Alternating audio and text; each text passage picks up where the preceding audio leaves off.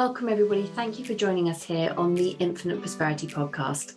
My name is Louisa and I help high achievers, entrepreneurs and coaches lift the lid on life and business so that they can live at their highest value.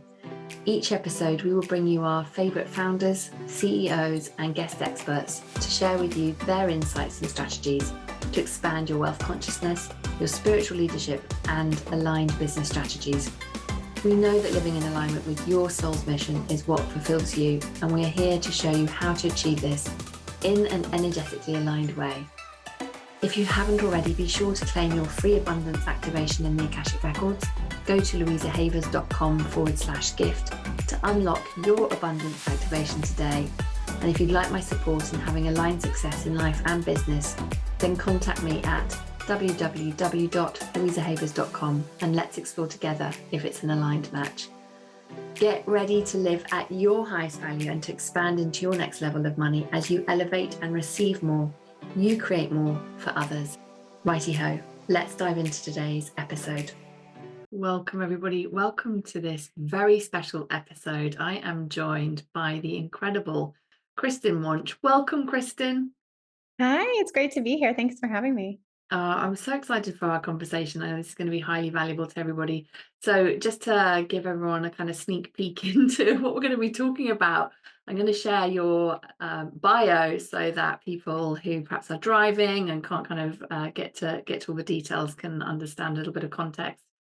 So Kristen Wonch demystifies wealth for women, having gone from 100K in debt to a global money coach, a wizard with numbers. Kristen was one of a handful of women to land a highly coveted role, structuring multi-million-dollar deals as a commodities trader and attaining in a few months what takes most people nearly a decade. Oh, that's awesome. Her money mastery method is the world's first to teach women to master the art of earning efficiently, spending smartly, and investing intentionally while rewiring subconscious money beliefs from the ground up.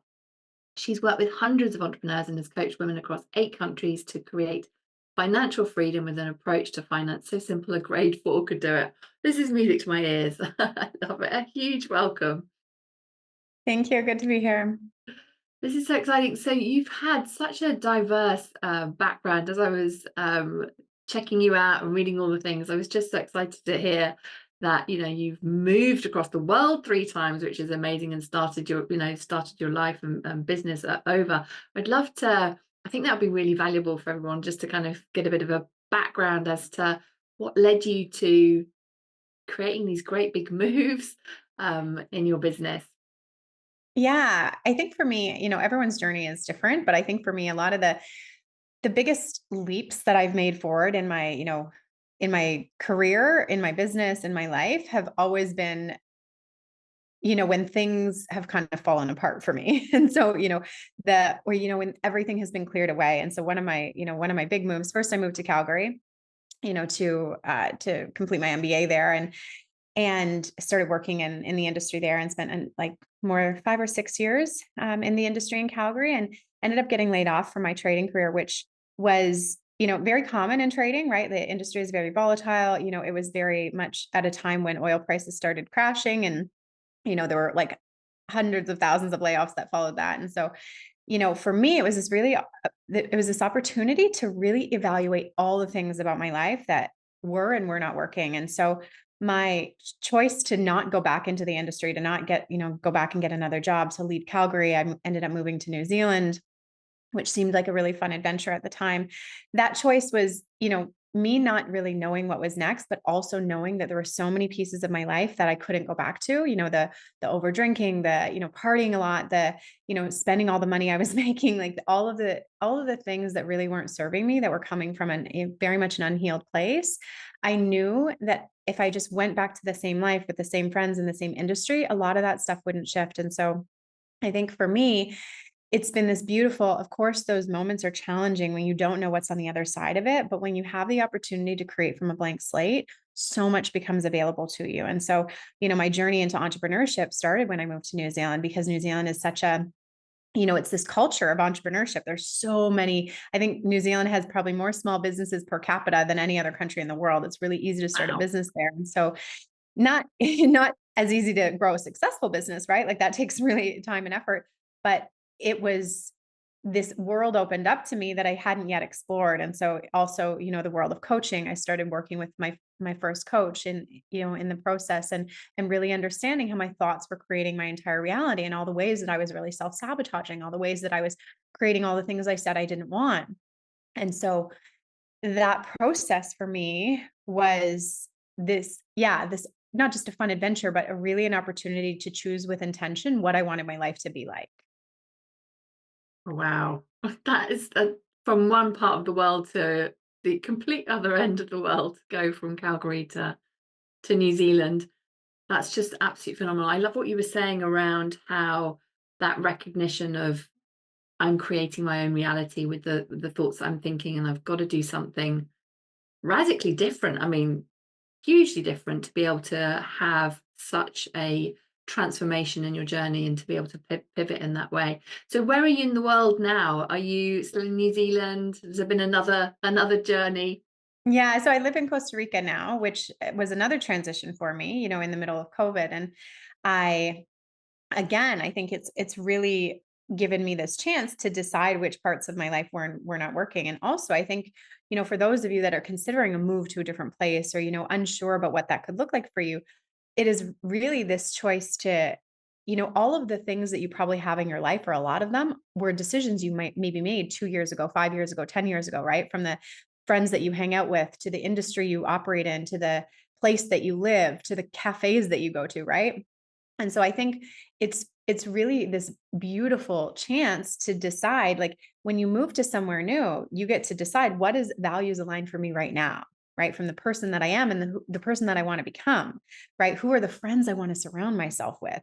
What are the things I want to be doing every day? And so, the life that I now live right now, I get to surf all the time, right? Like, there's an epic surf beach literally 5 minutes from my house.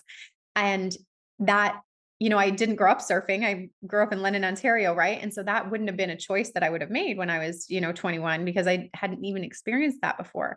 Same with the community that I now surround myself with. I want to be surrounded by really powerful, impact driven entrepreneurs that are making, big things in the world, that are making really big money, that are making big impact.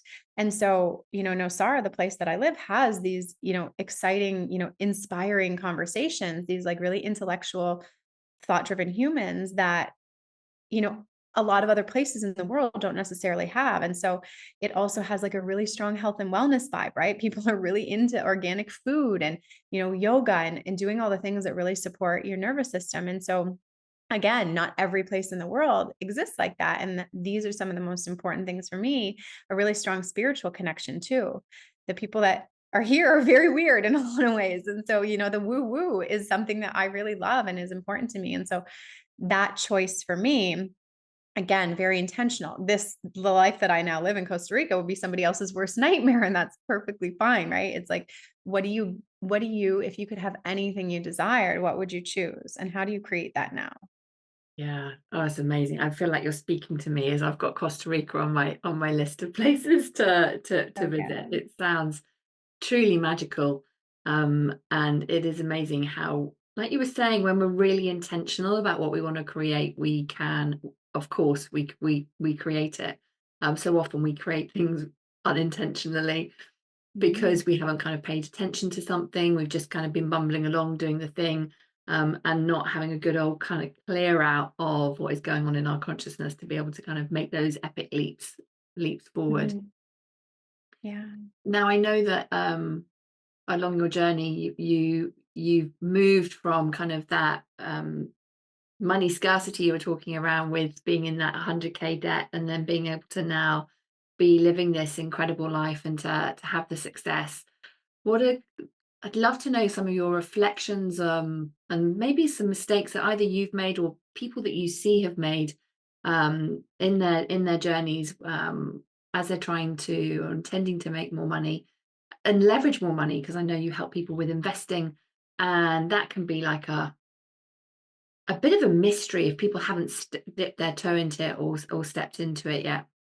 If that makes sense, I'd love to hear your reflections on your journey around how you've created the success that you've got today, and any mistakes that you're like, whoops.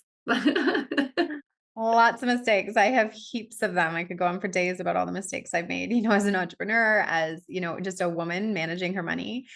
I, just to touch on your point, I didn't grow up with a lot of money. My family didn't, my parents gave me everything they could with what we had, but we didn't have a lot of money. It was very much money was always a source of tension. I watched my parents get laid off at multiple times, each of them throughout their careers, right? Just, it was there was always sort of this feeling and thought and this dialogue in the house that like there was never enough. And I would say that when I started earning money in corporate, when I started climbing the corporate ladder, I was making great money, right? Like I was making over six figures. And I wouldn't necessarily say that I had scarcity at that time around it. I I think I was often stressed about money a lot, but I was very head in the sand about it. So one of the beliefs that actually held me back, which many women, here might resonate with, is I always just believed I could make more money. Which sounds like a really positive and powerful belief to hold, and it can be, but actually what it was leading me to was to just believe that I could make more money and not be intentional with where my money was going. And so I had this, tens of thousands of debt that I wasn't actively intentionally, growing a timeline to pay off, right? I was just doing it very haphazardly. I was not investing at all really consistently. Like I think I was just throwing a few things here and there. And so that belief that I could always just make more, I was like, oh, I was sort of kicking the can down the road, right? My Mm, future self will deal with that. Instead of actually, like, no one had ever sat down and run the numbers with me on how much money you lose out on by not starting to invest sooner, right? Had I, and this is the one of the biggest mistakes that most people make is not starting sooner. So I did the math the other day on how much money my retirement portfolio missed out on by not starting. If I'd started investing $1,000 a month 10 years earlier, I would be $1.4 million more in my retirement portfolio just wow. because it would have had that much longer to grow. And so I don't beat myself up for that. I made the decisions at the time, which is very much a part of my journey now, which is what I support women through. But the power of starting earlier is like second to none. There is nothing better you can do for your financial health than like starting to invest consistently as soon as you possibly can. And you don't need a lot to start with. I think a lot of people think they need 10 grand or 100 grand. It's like you can actually start with $50. Once you start with $50, then it's really easy to start adding more in. Once you become more comfortable with it, once you have more cash flow coming in, like whatever that looks like, getting started is really like super, super powerful. So that's one of the biggest things I find is just not starting. Mm. That when you were saying you can start with that, $50, it feels like that piece of being able to build that muscle, that you're just that good practice that you're doing that, and then seeing the excitement as you start to see things changing. There's so many opportunities out there. I think that's one of the many things that I love about the social media and the internet, is that being able to be part of conversations that perhaps you just wouldn't have had accessibility to however many years ago, just because we wouldn't have, well, we couldn't connect like this. People couldn't be tuning in to be part of the conversation. It's just phenomenal how the world has opened up for us, for women being able to make money and then to be able to invest. That really, the belief that you highlighted there of I can always make more money, I think is such a powerful one to have caught, because like you said, it sounds so positive and empowering, but then it's like, what is that creating? Where else is that belief showing up? And it might be empowering in one area of your life, but not in another area.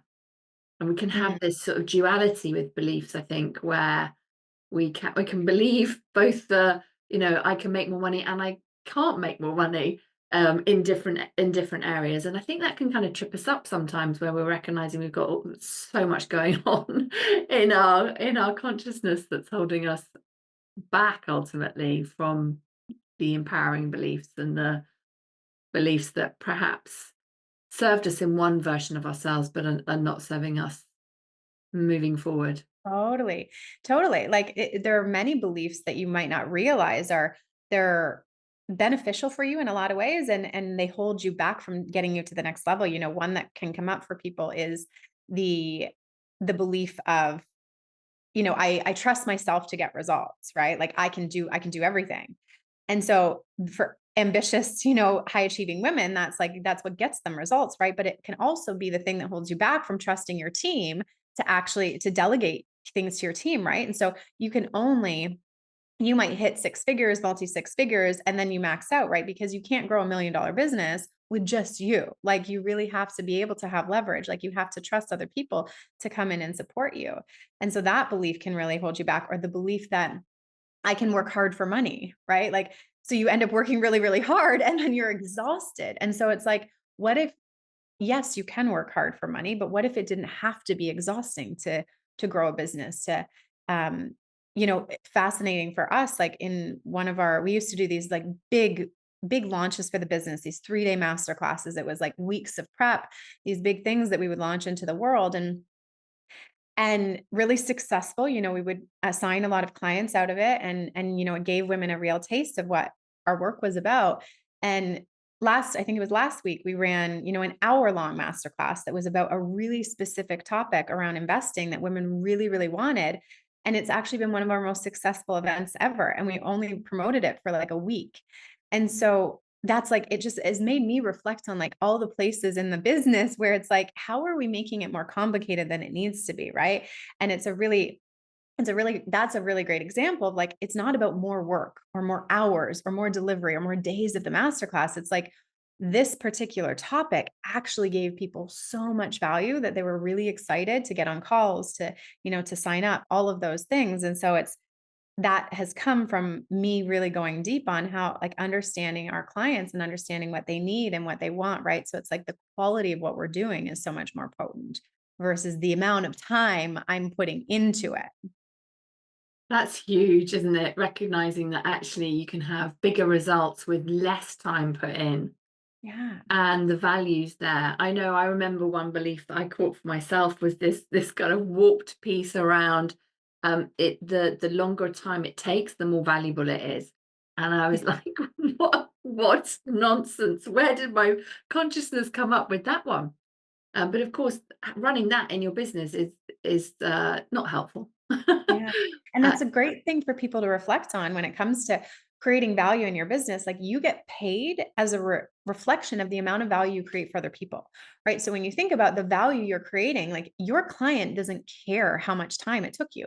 They don't care how much it cost you to make the t-shirt. Like, none of that matters. What they care about is the value that it provides them. And it's not just absolute value. And this is something I teach. It's perceived value, right? This, like, the exact same t-shirt, if you have an eco-friendly, organic, like, upcycled t-shirt that you're charging $100 for, a teenage boy who doesn't care about any of that, and like his biggest thing is like video games and pizza, probably won't pay $100 for that shirt. But, an affluent mom that really, like, one of her deepest values is like supporting the ecosystem and the environment, who really aligns herself with that purchase and it feels good on her body. It's a no-brainer for her, right? So you're creating the value in the world and getting paid as a reflection of that. It doesn't matter how much it costs you. It doesn't, like, that's not what your clients are paying for. And so really having a think about that, like, you can get paid more, not by putting in more hours, but by creating more value for people.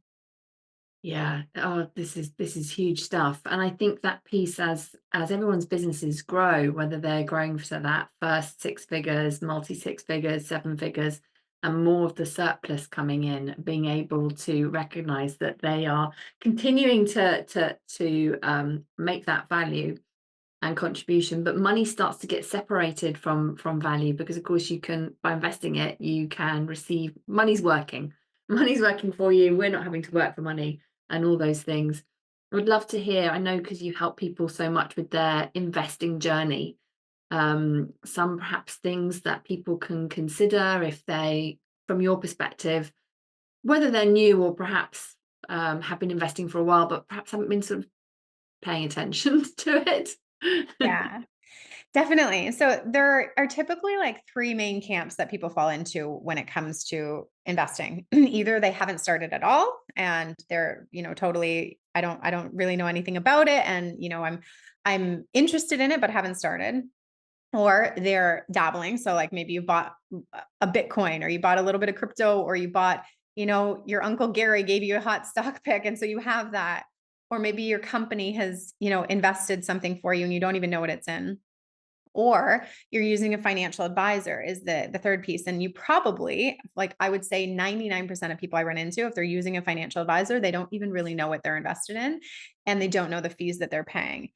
And so the biggest mistakes, I think, or the biggest things to be aware of in those three camps, first of all, if you're not even getting started, like you can literally start, like I said, $50 with like a couple of minutes. One of my clients, on our call last week, she started a new investing account and I was like, how long did it take you? She's like, less than 30 minutes.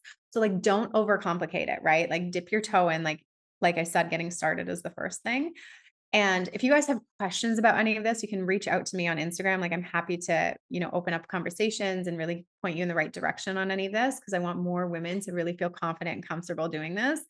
If you're dabbling, if you're in that second camp, the biggest thing that you probably are running into is your returns are not going to be consistent. So if you're putting all your eggs in one basket, all your money is in crypto. And I've seen this, right? All your money is in crypto, and crypto, right now crypto is on the rise, but depending on when you're listening to this podcast, like it could easily crash. I've seen people lose over half their portfolio literally overnight just because they weren't diversified. And diversified just means putting your eggs in multiple baskets, right? I Mm, love crypto as an investment. I own crypto, but it's not 100% of my portfolio. It's a very small portion. mm, So that's one thing to like, you really want to start with a lot of diversification. And there's some easy ways to do that. I teach people inside of my program, starting with three things, like three base things. Think of it as like, I thought of this the other day. Have you ever baked shortbread cookies? oh, yes. So I'm not a baker, but even I know shortbread cookies are only three ingredients. It's flour, sugar, and butter. Well, a shortbread cookie is like the easiest thing you could make. Of course, you can like all you need is those three things to start, right? And it's a very simple thing. Of course, you can add sprinkles or chocolate chips to it. You could like fancy it up. If you're a really experienced baker, you could do way more, but you don't need to. Like that shortbread cookie with those three things tastes freaking delicious, right? And so don't overcomplicate it unless you're at the stage where that's exciting for you to get to, right? If it overwhelms you to be adding more and doing more fancy things, like you don't need that to create a multi-million dollar portfolio. And then using a financial advisor, one of the things that people don't realize is the impact of fees. And so really even a 1% fee, if you're investing $1,000 a month for your retirement, a 1% fee adds up to over $200,000. And so I can actually share with you, I think you would ask me for a free gift for your Mhm. audience. I can share with them actually a training, a live training that I go through on investor secrets. So all the biggest mistakes that people make and really how to build out this profitable portfolio on your own so that people know all of these things I'm talking about, which will just give you a little bit more clarity than I can in this podcast. But those are some of the biggest things to be aware of, finding fees from your financial advisor and really asking how, like, what are all the fees I'm paying? What, like, all the places you're charging me, what are you investing me in, all those things. Really, really important. It's not enough to just like outsource. And that's one of the biggest things, the biggest misconceptions that people think about the financial industry is that an expert is actually going to do a better job than them. And actually, it's the opposite. It's like it steals like literally up to 50% of your retirement Wow. nest egg. It's like massive. It's crazy. It's like not because your advisor is a bad person, because the industry is set up to make the bank a lot of money. And they Mm. make a lot of money by taking the money from you, unfortunately. Yeah, that's huge because I think there is this programming, isn't there, that you need a financial advisor to be able to make good decisions. But what I'm hearing you saying is actually, no, you can make better decisions yourself and you'll save yourself a ton of money in the process. It does feel like some of this can be very hidden from people. And so it's knowing the right kind of questions to ask and all that sort of Yes. stuff. And having the confidence, I think, if of course, whenever we start doing something new, it can feel a little Yeah. bit like, ah. It's super hidden from people. I have clients I'm working with right now that are literally asking them for their fees from financial advisors, and their advisor stops replying to them. Or No like will way. give them legitimately, it's crazy to me. But I've seen this happen over and over again with clients. As soon as you start asking questions, they're just like ghosting you, or they won't. I've had advisors tell clients to Google it before. It's like you would never go like you wouldn't go to a grocery store and have like not have any idea what you're paying for things and have them tell you to go Google it. It's like, no, just tell me what I'm paying. I'm happy to pay for the service, but like it's important that I know. So some of the questions you can ask are, yeah, what are all the, and you have to ask multiple times. So what are all of the fees you're charging me? What are all the places I get charged? So usually you'll get charged an advisor fee and a fee on the investment products. What are all the things I'm invested in so that you can see them like very clearly? Um, do you make money off the products that you invest me in? Ooh, And what good are those fees? So question. some of those questions um, can really highlight the places that you might be overpaying. That is huge. Those are such good questions because I think we can, yeah, not know what to ask. So you mentioned you've got a free gift for everybody where they can come in and start to experience some more of this and get some more tips. That I think is going to be hugely valuable. Yeah, so they can find it at kristenwonch.com/investor secrets. So I'll give you the link for that so it can be in the show notes. And that's a free training that they can go and sign up for and find out all of this information. So that you just know, you know exactly how to make decisions around all of this and it feels really you're confident with it.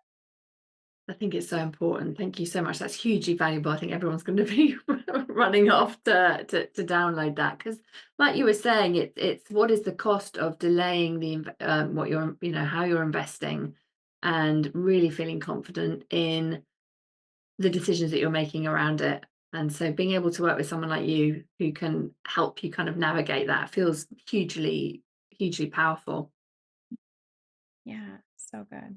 What I was going to ask you was if you kind of reflecting on all of this and thinking about the journeys of entrepreneurs and investors, what would you say? And you may have touched on this already, but just to kind of wrap it up for everybody, what would be the three tips for entrepreneurs who are wanting to invest or already investing so that they can amplify their results, so that they have it in their brain as they're going off to register for your free training? Yeah. I think the biggest things are really just getting started. So dipping your toe in some way and diversifying. So not putting all your eggs in one basket, right?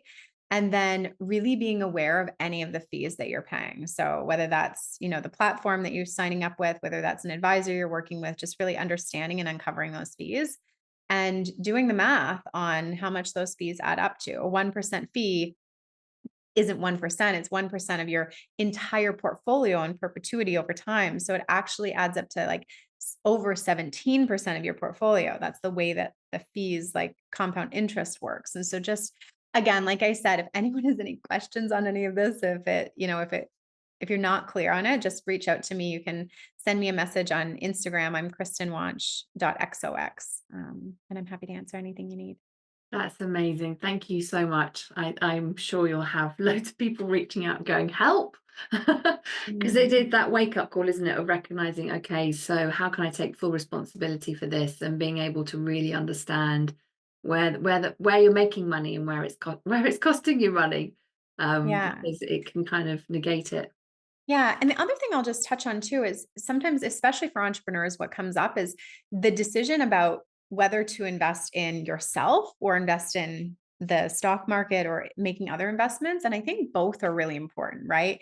There are, if you're not investing, you don't in the market, you don't have some of the gains that, I had talked about here.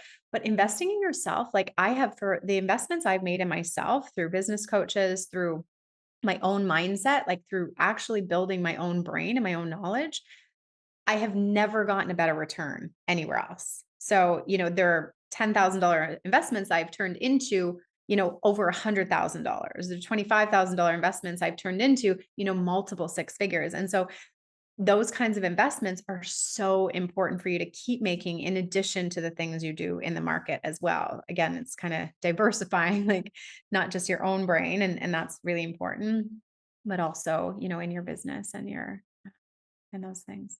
That's huge. Yeah, I couldn't agree more. It is that piece, isn't it? I wouldn't be here today if I hadn't done all those investments into myself, and something I'll continue to do for forever and ever. Yeah, so good. I love it. Thank you so much. And I forgot to mention you've got a podcast as well. the wealth equation. Where can people find that? Is that on all the platforms in case they want to come and check out your podcast too? Yeah, iTunes and Spotify. So you can just search the wealth equation there, and it's a big green picture of me. You'll see it right there. And I go through half of the episodes are, short and sharp episodes that I go into concepts around investing, around making more money, around, spending with intention, around money mindset and clearing money blocks. And then interviewing, multi 6, 7, 8 figure earners on how they've built wealth and really taking you behind the scenes, some of the most, incredible powerhouse entrepreneurs, in the world. That's amazing. Oh, fantastic. I just wanted to get that in so people could come and check out your podcast as well. Thank you so much, Kristen. This has just been hugely valuable, and we'll pop all in your links in the show notes so people can come and check you out. And Instagram sounds like that's the place that you tend to hang Yeah, out. Is that right? Instagram or Facebook. So, I'm Kristen Wonch on Facebook. If anyone doesn't do Instagram, feel free you can reach out to me there. And all the things. Thank you so much. This has just been absolutely fantastic.